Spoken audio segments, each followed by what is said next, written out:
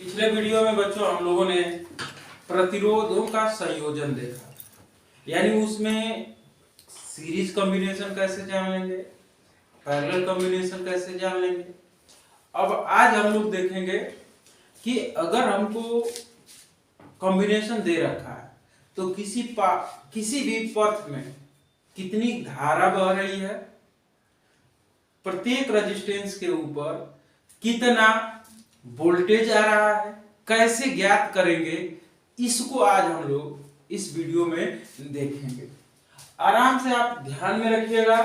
करना क्या है, थोड़ा सा करंट निकालने के लिए बच्चों किरचॉफ का रूल्स लाते हैं, जिसको हम लोग कहते हैं किरचॉफ करंट लॉ। अगर ये आपको मालूम रहेगा तभी जाके करंट को आप आसानी से फाइंड आउट कर लेंगे। किरचॉफ का करंट रूल क्या है, जिसको हम लोग कहते हैं किरचॉफ का करंट रूल, उसको केसीएल से लिखते हैं बच्चों, केसीएल। और केसीएल जो होता है, याद रखना हमेशा, ये आवेश संरक्षण सिद्धांत का पालन करता है। किसका? आवेश संरक्षण सिद्धांत का पालन करता है। ठीक है, इस सिद्धांत के अनुसार क्या है भाई, यानी केसीएल है क्या, उसको ध्यान दीजिएगा। जैसे इनका कहना है कि संधि पर आने वाली धाराओं का योग बराबर संधि से दूर जाने वाली धारा। देखिए, संधि आप किसे कहेंगे, संधि आप किसे कहेंगे बच्चों? तो संधि किसे कहते हैं? जहां पे दो रास्ते, कम से कम दो रास्ते आकर मिलते हो, वह बिंदु क्या कहलाएगा? संधि कहलाएगा। ठीक है, या जहां से दो रास्ते निकलते हो, जंक्शन उसको बोला जाता है। ठीक है, जैसे आप अगर स्टेशनों की बात किया जाएगा तो इंदारा जंक्शन बोला जाएगा, मऊ जंक्शन बोला जाएगा, जबकि क्रीड़ापुर स्टेशन बोला जाएगा, बेलथरा रोड स्टेशन बोला जाएगा, क्योंकि वहां पे बस एक मार्ग है। लेकिन आप वहीं इंदारा की बात करेंगे, मऊ की बात करेंगे, तो मऊ से आप चले जाएंगे आजमगढ़ के तरफ भी, और मऊ से बनारस भी, यानी बनारस और आजमगढ़ के दो पास आके मिलके फिर इंदारा आ रहे हैं। ठीक है, वैसे ही इंदारा के लिए क्या है, एक बलिया चला जाएगा और एक गोरखपुर चला जाएगा। इस तरह से जंक्शन का निर्माण होता है। तो किरचॉफ ने क्या कहा कि संधि पर आने वाली धाराओं का योग बराबर होता है संधि से दूर जाने वाली धाराओं का योग। यानी यहाँ पे आप कह सकते हो कि संधि पर आने वाली कौन कौन सी धारा है, I1 I2, तो I1 plus I2 equal to संधि से दूर कौन जा रहा है, तो I3 जा रहा है। ये रूल्स आप अगर याद है तो बड़े आसानी से आप सवालों को कर सकते हैं, देख सकते हैं। और क्या, ओम्स लॉ आपको याद होना चाहिए कि V बराबर I इंटू R से। दूसरी चीज और आपको क्या ध्यान रखना होगा कि सीरीज कॉम्बिनेशन है बच्चों, तो करंट समान रहेगा। ठीक है, पैरेलल कॉम्बिनेशन की बात आ गई तो वोल्टेज समान रहेगा, चाहे रेजिस्टेंस कितना भी क्यों हो। वोल्टेज अगर पैरेलल कॉम्बिनेशन में है, पैरेलल में है, तो उन रेजिस्टेंसों के सिरों के बीच जो विभवांतर उत्पन्न होगा वो आपस में बराबर होगा। अगर सीरीज कॉम्बिनेशन है तो रेजिस्टेंस आपका, प्रत्येक रेजिस्टेंस से होकर बहने वाली धारा क्या होगी, समान होगी। एक छोटा सा मैं आपको क्वेश्चन दिखा रहा हूं, और एक सूत्र और आएगा बच्चों जिसको आपको याद रखना होगा। क्या कि किसी भी परिपथ से बहने वाली धारा जो आई होगी, वह परिपथ यानी जो सेल आपने यूज किया है उसका विद्युत वाहक बल बटे में, ठीक है, बाह्य प्रतिरोध प्लस आंतरिक प्रतिरोध, इसको बोलते हैं, इस माल को आंतरिक प्रतिरोध कहते हैं, प्रतिरोध। ठीक है, और बाह्य प्रतिरोध को इसको बोलते हैं बाह्य प्रतिरोध,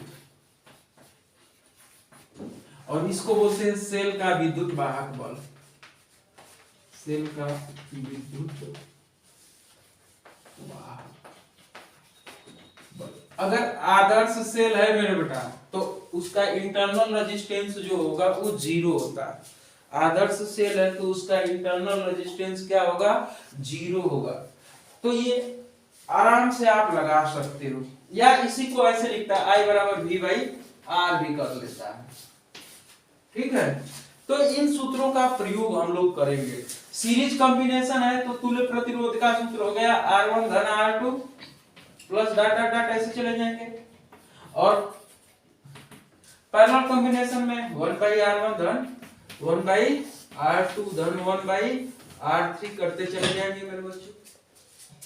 अब चलिए एक सवाल को मैं आपको समझाने की कोशिश कर रहा हूं, और आप अगर समझेंगे, आशा करते हैं तो समझ ही जाएंगे।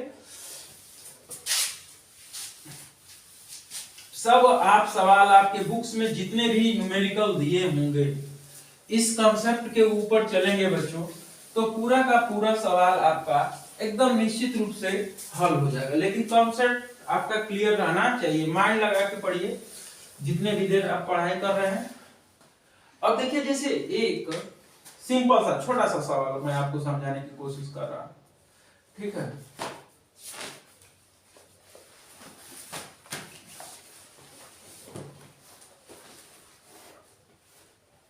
एक सवाल ये है, ये सेल हो गया, ठीक है। अब इसका विद्युत वाहक बल 10 वोल्ट दे दिया है, ठीक है। कितना दे दिया, 10 वोल्ट। और सपोज करिए 20 ओम ये है और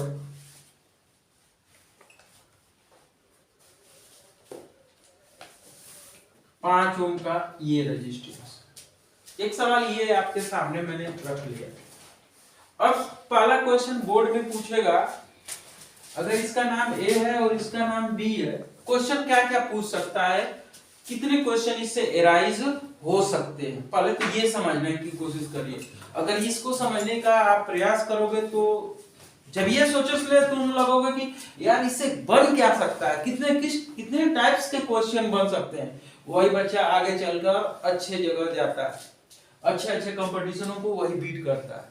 बाकी तो सारे चीज सभी लोग उसी बुक्स को पढ़ते हैं, लेकिन सोचने की क्षमता को आप विकसित करें कि इससे क्या क्वेश्चन एराइज हो सकता है। तो देखिए यहाँ पे एक क्वेश्चन सिंपली रूप से कर सकता है कि अच्छा यहाँ पे इंटरनल रेजिस्टेंस नहीं दिया है तो R की वैल्यू क्या रखेंगे, 0। क्या रख देंगे, 0, ठीक है। अब देखिए पहले पूछेगा कि बताओ कि सेल से होकर कितनी धारा बहेगी, सेल से होकर कितनी धारा बहेगी। पहला क्वेश्चन ये हो गया, यानी I की वैल्यू निकाल दीजिए।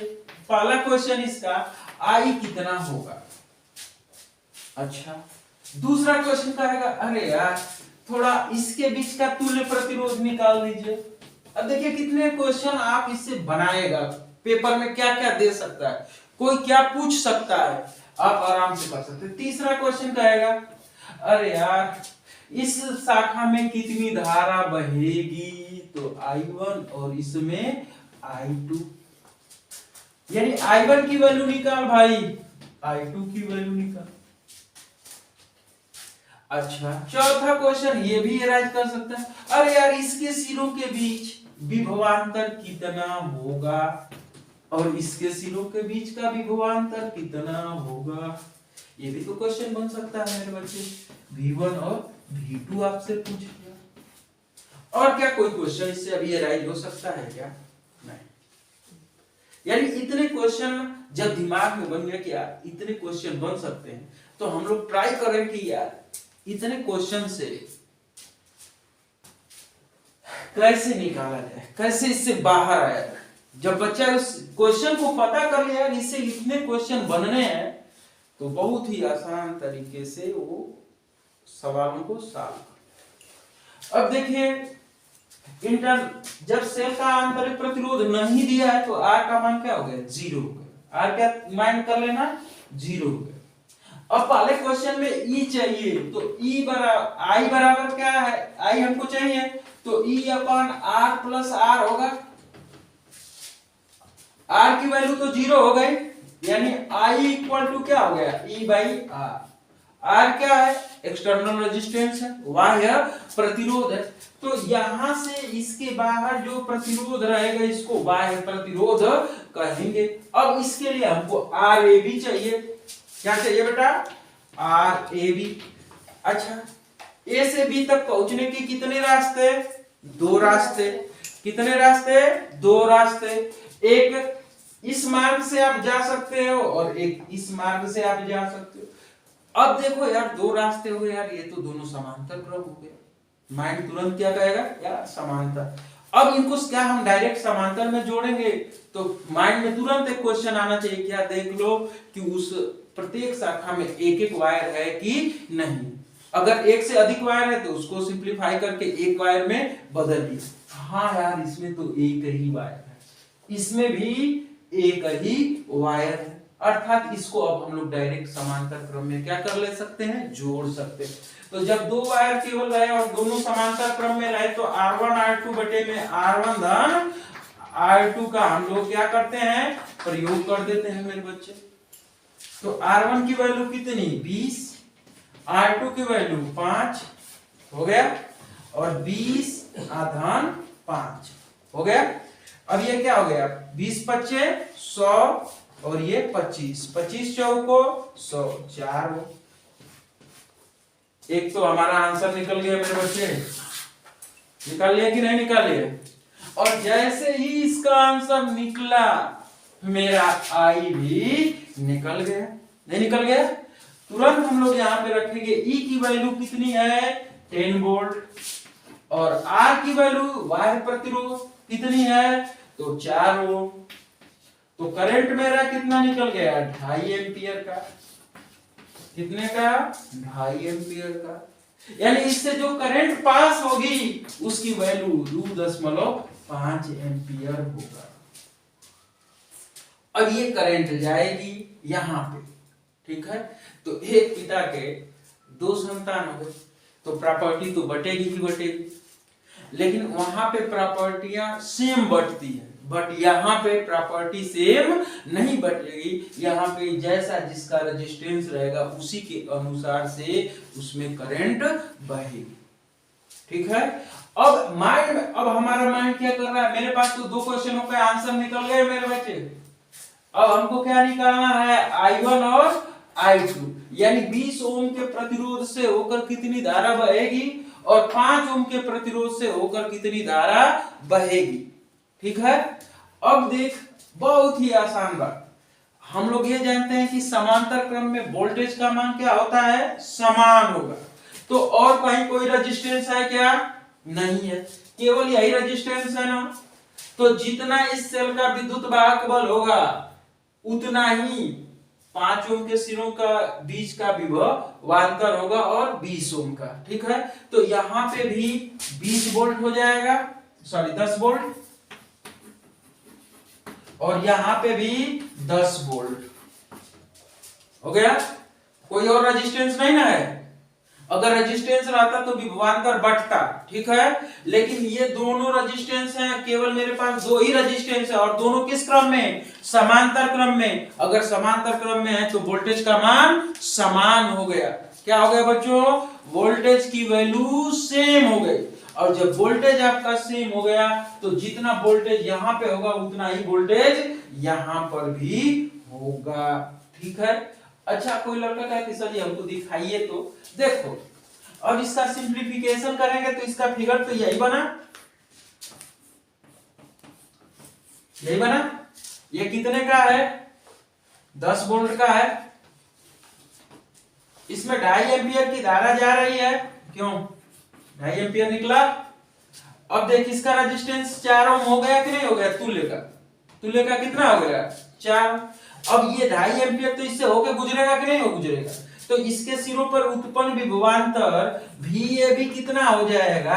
I इंटू RAB, यही तो होगा। V बराबर I into R, Ohm's law से V बराबर I इंटू R से क्या बन गया भाई? I की वैल्यू 2.5 और R की वैल्यू 4, 10 वोल्ट हो गया, नहीं हो गया? अब आसानी से भाई, तो चूंकि इसके बीच का विभवांतर 10 है। ये किससे मिलकर बना है? 20 और 5 से। 20 और 5 किस क्रम में है? समांतर क्रम में। और समांतर क्रम में वोल्टेज का मान समान हो गया। तो जितना, अगर कोई भी परिपथ में देखना, इधर इधर कोई भी रेजिस्टेंस नहीं लगा है, तो जितना इस सेल का विद्युत भागफल होगा उतना ही इसके सिरों पर विभवांतर होगा और उतना ही इसके सिरों के बीच विभवांतर होगा। बात समझ में आया? नहीं, अगर कोई और आ जाए तो उतना विभवांतर उस पर कम करके फिर तब ले जाके जो शेष बचेगा इस पे अप्लाई करा देना। अब करंट निकालना है मेरे बच्चे, I1 और I2 निकालना है, तो वेरी इजी हो गया।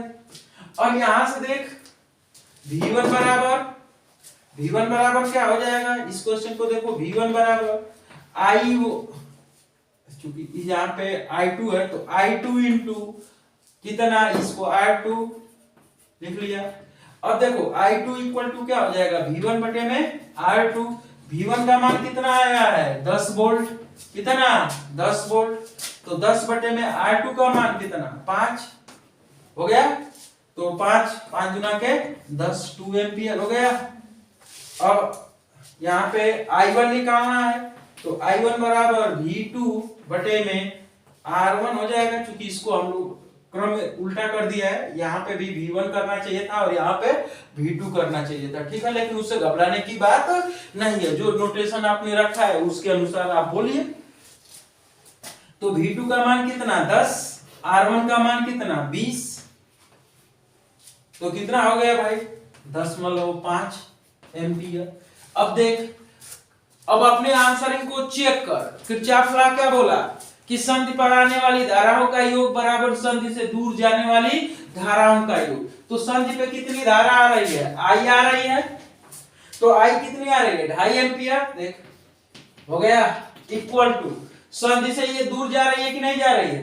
तो ये इसमें I1 कितना अभी निकाले हैं, तो 10.5 और प्लस I2 कितना आया है? देखिए 2 एम्पियर आया है।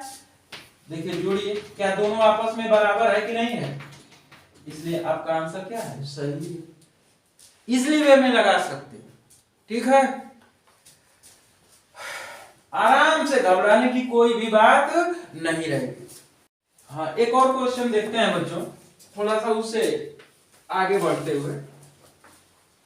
और ये क्वेश्चन आपके सामने हाजिर है। और इस क्वेश्चन में देखिए सेल दिया है, सेल का इंटरनल रेजिस्टेंस 10.5 ओम दे रखा है।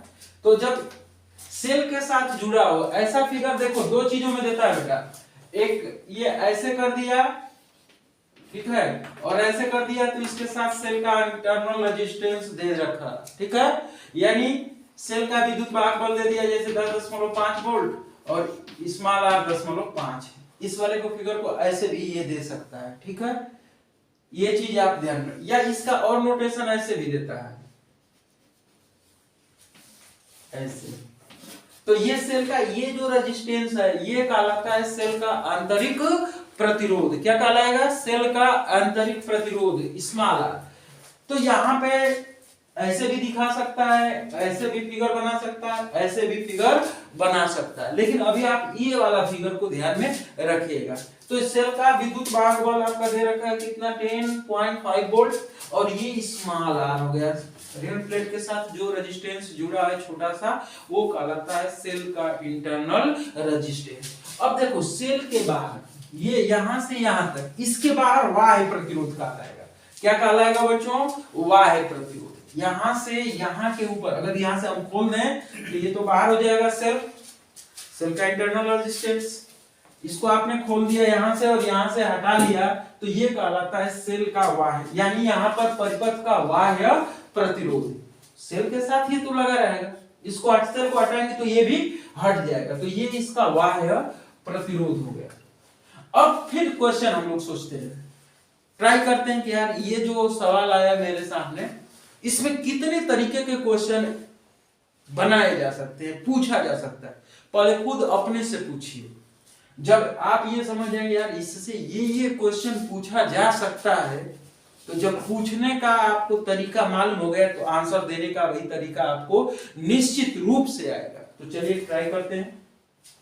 सबसे पहले पूछेगा बच्चों कि सेल से होकर कितनी धारा बहेगी। तो पहला क्वेश्चन मेरा आई हो गया, दूसरा क्वेश्चन, जैसे ही इससे आगे बढ़ेंगे तो आई कहेंगे यार 4 ओम के प्रतिरोध पर वोल्टेज कितना होगा, तो ये V1 हो गया। फिर आगे बढ़े यार, यहां पे आए, अरे यार RAB का मान कितना होगा, यानी दूसरा क्वेश्चन मेरा V1 पूछा। तीसरा क्वेश्चन पूछा, अरे यार A और B के बीच का तुल्य प्रतिरोध निकालिए। चलिए अब आगे बढ़ते हैं। अरे यार ठीक है, प्रतिरोध निकल गया, तो इसमें I1 करंट, इसमें I2 करंट और इसमें I3 करंट। अगला क्वेश्चन पूछ सकता है बच्चों की I1, I2, I3 की वैल्यूज कितनी होगी। फिर वैसे ही पूछ सकता है कि इस तीनों के प्रतिरोध के सीनों पर विभवांतर कितना होगा, इसमें कितना होगा। यानी आप कह सकते हो V2, V3, V4 कितना होगा। अच्छा अब आगे आए, फिर यहां पे भी पूछ सकते हो भाई बताइए कि इसके सिरों के बीच विभवांतर कितना होगा, V5। फिर आगे क्वेश्चन कहेगा कि सेल के आंतरिक प्रतिरोध के सिरों के बीच विभव पतन कितना होगा। क्या पूछेगा, विभव पतन, तो ये आपका स्मॉल v हो गया, विभव पतन। इतने क्वेश्चन इस फिगर से पूछा जा सकता है। जब इतने क्वेश्चन पूछा जा सकता है, तुमने खोज लिया कि सर इतने क्वेश्चन आ सकते हैं। अगर बेटा आप क्वेश्चनों को खोज लिया तो उसके आंसर तो 100% आना है। अगर क्वेश्चन आपने नहीं खोज पाया कि इससे क्या क्या बन सकता है, क्या क्या पूछा जा सकता है, इसको आपने नहीं कर पा रहे हैं, तो फिर आपके भले एक आ गया सवाल, आप रट्टा बट्टा मार के निकल लिए, वो अलग बात है। लेकिन जब आप किसी भी प्रश्न से कोई भी फिगर है तो क्या क्या आ सकता है, क्या क्या पूछा जा सकता है, ये जब तुम अपने अंदर से निकाल लोगे तो वही सक्सेस का मार्ग है। नहीं तो एनसीईआरटी का लोग कहते हैं कि एनसीईआरटी चट्टा रट जाइए नीट के लिए, चाहे जेईई मेंस के लिए या जिसके लिए भी। तो इसका मतलब ये नहीं कि बस उसको रट जाइए, उसके एक एक लाइन में 10-10 पेज है, अगर उसको सही से पढ़ेंगे तो। अब आराम से आइए क्वेश्चन को देखते हैं।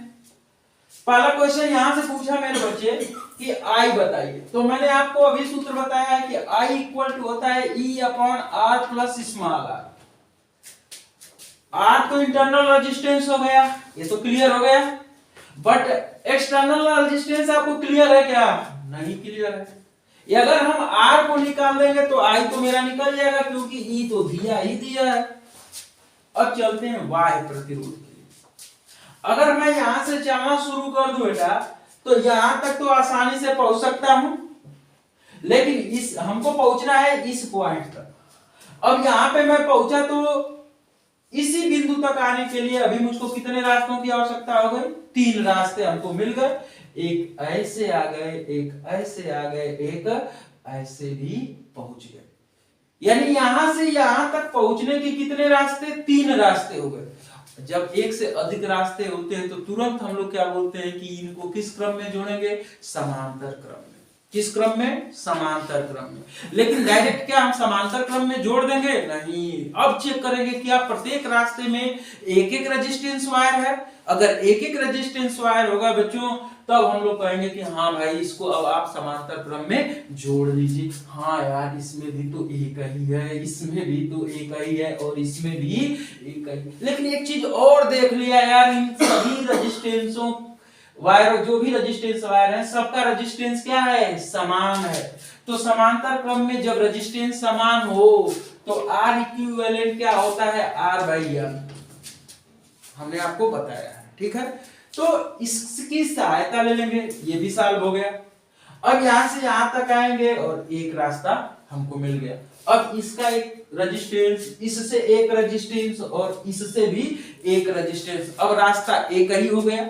यानी पहले तो इसको हम लोग ऐसे लेके चले, थोड़ा सा ध्यान दीजिए, क्या बन गया इसका फिगर, ऐसे आया 4 ओम। अब ये किस क्रम में बच्चों, समांतर क्रम में, तो इसका तुल्य रेजिस्टेंस कितना हो गया, 1 ओम। अब इसको आ गया, ये कितने का, 5 ओम का।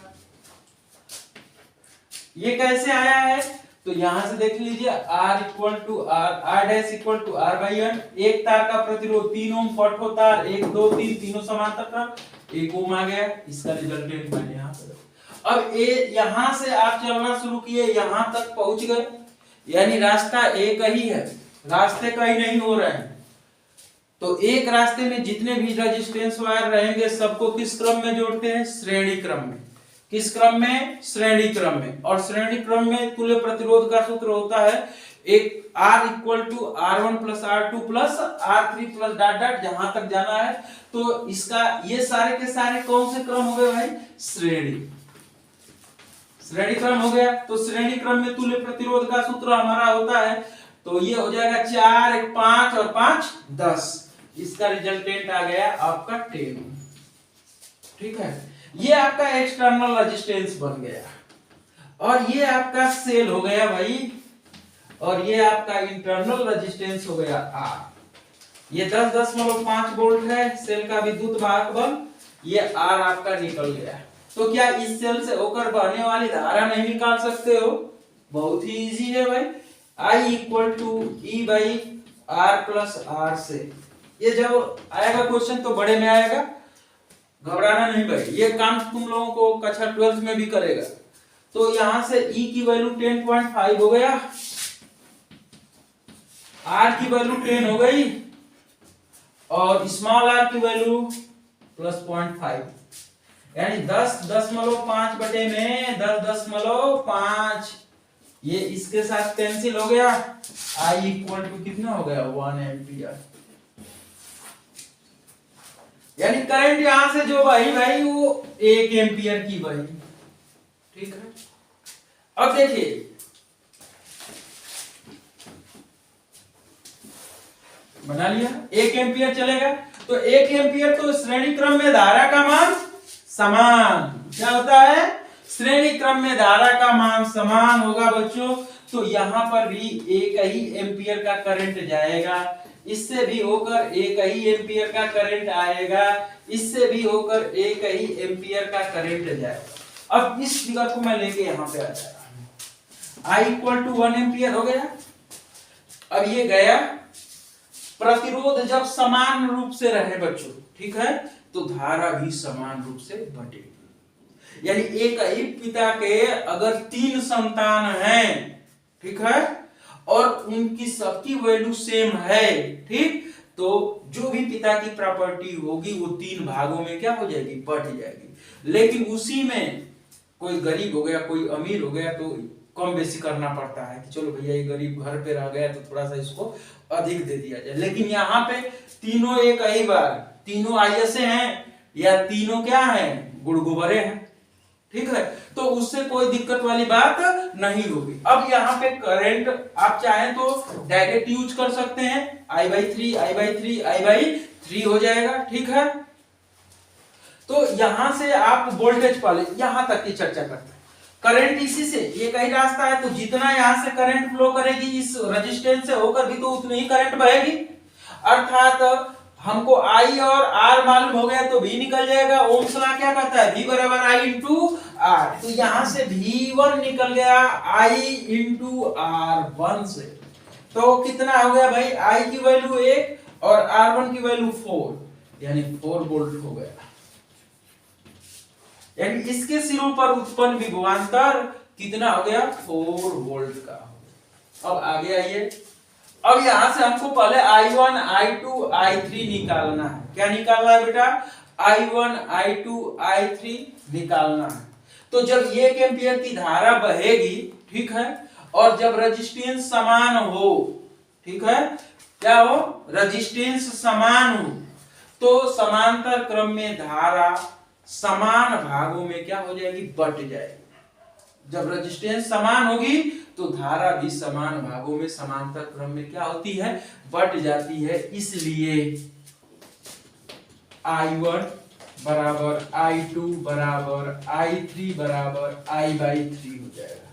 ठीक है, तो I1 की वैल्यू भी I/3, तो I1 कितना हो गया? 1/3 एम्पियर। I2 कितना हो जाएगा? या इसको और आप देख सकते हैं, थोड़ा सा रुकिए 1 मिनट। आप और इजी से आप यहां से निकाल सकते हैं। देखिए 1 एम्पियर की करंट जा रही है, और इजी हम बता रहे हैं आपको, और इजी हो जाएगा। चलिए और उससे भी इजी लीजिए, क्योंकि आप पढ़ते हैं किसके लिए, इजी के लिए। और इजी में ले लीजिए 1 एम्पियर का करंट जाएगा तो इसके सिरों के बीच का विभवांतर निकल जाएगा 1 गुणे 1 वोल्ट आ जाएगा, निकल गया I इंटू आर से। अब देखो ये फिगर किससे मिलकर बना है, इसी से तो मिलकर बना है, नहीं बना है, एकदम इजी। और इजी ले लीजिए, इजी ही आपको चाहिए तो और इजी कर लीजिए भाई। कितना हो जाएगा भाई, देखिए 1 वोल्ट हो जाएगा। अब 1 वोल्ट समांतर क्रम में वोल्टेज का मान समान, समांतर क्रम में वोल्टेज की वैल्यू सेम, तो 1 वोल्ट इसके पर भी आ जाएगा, 1 वोल्ट इस पे भी आ जाएगा, 1 वोल्ट इस पे भी आ जाएगा। यहां से भी देख 1 वोल्ट हो गया, 3 ओम हो गया, ठीक है। तो तुमने पढ़ा है ना कि I इक्वल टू होता है V बाई आर से, क्यों नहीं? तो I3 देख कितना हो जाएगा, V का मान 1, R का मान 3 हो गया, 1/3 एम्पियर आ गया। वैसे भी तो मेरा 1/3 ही आ रहा था। I2 देख 1/3 एम्पियर हो जाएगा। I3 देख 1/3, I1 कर लीजिए एम्पियर, करंट निकल गया। अब देख 1/3 इधर से आया, 1/3 इधर से आया, 1/3 इधर से आया, तो 1 बाहर आ जाएगा, तीनों को जोड़ेंगे तो 1। अब देख 1 एम्पियर इधर से गुजरा तो इसके सिरों पर कितना हो जाएगा, 5 वोल्ट हो गया I इंटू आर से, देख 5 वोल्ट आ गया। अब आ गया ट्यू ट्यू 1 एम्पियर जा रहा है। अब विभव पतन इसके सिरों पे देख, स्मॉल v से लिखते हैं, ठीक है। कितना हो जाएगा, I इंटू स्मॉल r से, I 1 एम्पियर और R 10.5 वोल्ट, ठीक है। तो ये इसका विभव पतन निकलेगा। अच्छा अब देख क्या वास्तव में हो रहा है, क्या इसको छोड़ के इधर जो भी वोल्टेज आया वो 10 वोल्ट है कि नहीं है, थोड़ा ट्राई कर लो, देख लो। देख यहाँ पे कितना आया, 4 वोल्ट, 4 वोल्ट यहाँ पे आया, 1 वोल्ट यहाँ पे आया 5, और 5 वोल्ट यहाँ पे आ गया, 10 वोल्ट आ गया कि नहीं आ गया। और 10.5 का है, इस सेल के आंतरिक प्रतिरोध के कारण क्या हो गया, विभव पतन हो गया बच्चों। अब जोड़ेंगे तो 10.5 हो गया कि नहीं हो गया, सेल के विद्युत वाहक बल के बराबर हो गया, ठीक है। तो इस तरह से आप इसको कर लीजिएगा।